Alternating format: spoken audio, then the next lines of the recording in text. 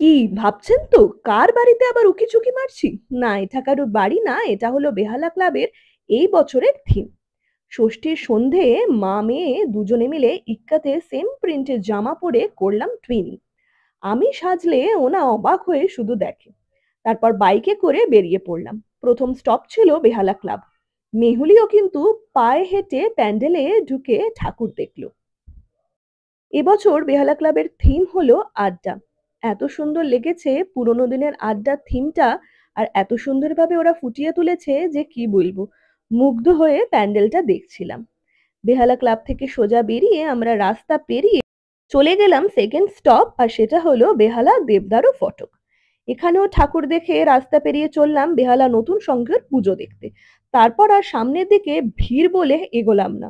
অত ভিড় আমাদের ভালো লাগে না। আর মেয়েকে নিয়ে তো একদমই না। তারপর ফুচকা খেয়ে চললাম ফাঁকা ফাঁকা কিছু প্যান্ডেল দেখবো বলে। চলে গেলাম প্রথমেই বেহালা অগ্রদূত ক্লাবে সুন্দর এই মাকে দেখতে। মেয়ে প্রণাম করতে করতে ঢুকলো, আবার মায়ের সামনেও প্রণাম করলো। অবাক হয়ে মাকে দেখলো। তারপর আমরা ঠিক করলাম এই অবধি থাক, কারণ প্রচন্ড গরম। তাই তিনজনে মিলে আবার বাইকে চড়ে রওনা হলাম আলো ঝলমলে রাস্তা পেরিয়ে বাড়ির দিকে।